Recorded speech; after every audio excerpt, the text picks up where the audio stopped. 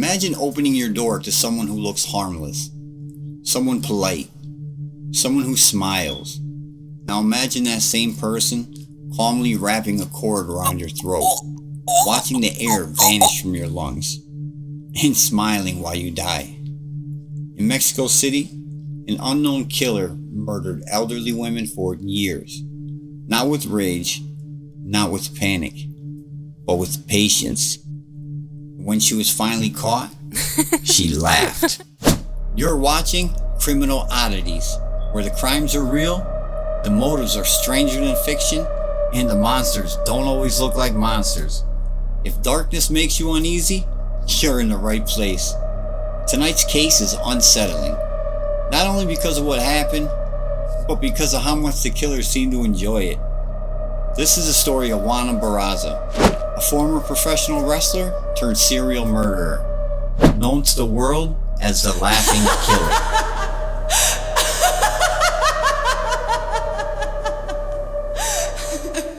In the late 1990s, elderly women across Mexico began dying in their homes. At first, nobody questioned it. Old age explains everything. Heart failure, stroke, natural causes. Doctors signed paperwork. Police closed files. Families buried their loved ones quietly. The victims were old. They lived alone. They were overlooked. And in that silence, a predator thrived. Eventually, the truth emerged. These weren't peaceful deaths. They were murders. Every victim was an elderly woman. Most lived alone. Most had opened their door willingly.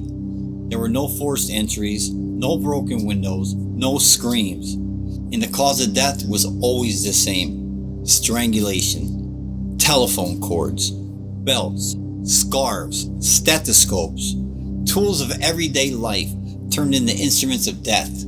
Strangulation isn't quick. It is patient, personal, controlling. And control was everything. The media eventually named the killer La Mata Viejitas, the little old lady killer. Fear spread through Mexico City. Elderly women were warned not to open their doors. Families installed locks. Communities watched strangers with suspicion.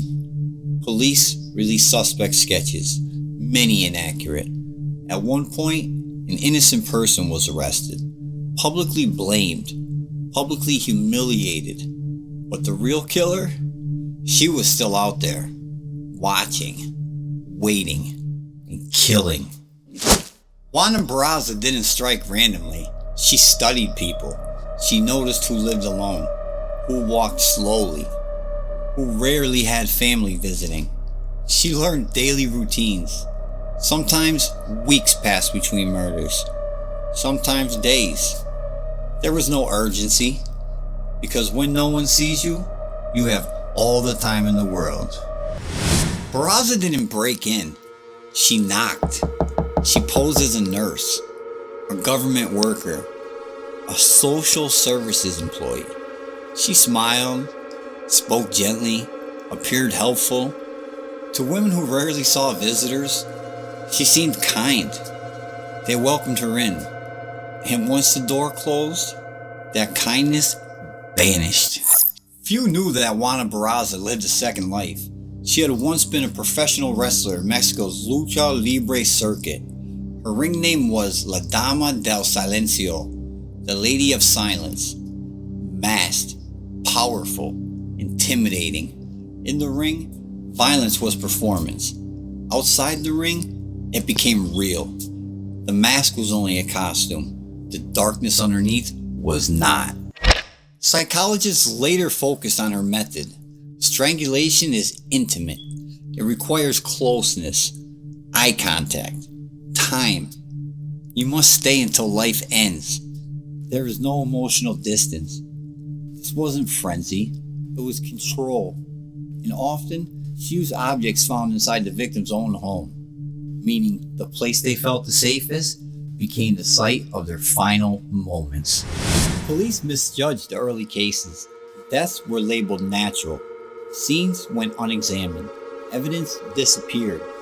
Age blinded investigators. Because society expects elderly people to die quietly, no one noticed how violently they were dying. By the time the pattern became undeniable, Juana Barraza was already experienced, already confident, already deadly. In 2006, it ended. Police saw a woman fleeing the home of a recently murdered victim. Inside, another elderly woman strangled. This time there was no mistake.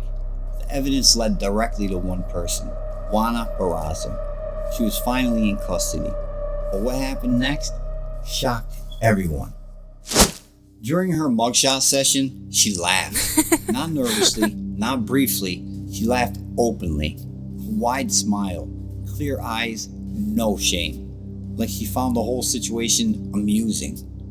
The photographs became iconic and chilling. From that moment forward, she wasn't just La Mata Viejitas, she was the laughing killer. During questioning, she showed no remorse, no tears, no panic, only calm detachment. Investigators described her as emotionally distant, as if the victims were characters in a story she had already finished reading. The laughter wasn't fear, it was satisfaction. As her history unfolded, a darker truth appeared. Barraza described a childhood of severe abuse. According to her, an older woman, someone meant to protect her, gave her away to a man who raped her and exploited her. Investigators believe this trauma is what shaped her rage. Her victims weren't random, they were symbolic. In her mind, someone had to pay. Barraza was convicted of at least 16 murders. Authorities believe the true number is far higher. Many deaths were never investigated properly. Some families will never know. Juana Barraza received a sentence of 759 years in prison, one of the longest in Mexico's history. In court, she showed no emotion, no apology, no regret, only silence. In prison, she faded quietly into the system. No spotlight, no interviews. The laughter stopped, but the echo remained. Juana Barraza didn't stalk dark alleys. She knocked politely. She didn't terrorize with weapons. She used trust. And when the truth finally surfaced, when the mask came off, she laughed. Because the most terrifying criminals aren't the ones hiding in the shadows. They're the ones hiding in plain sight. You've been watching Criminal Oddities, where reality is darker than fiction. Guys, I hope you enjoyed this video, and we'll see you next time. Peace.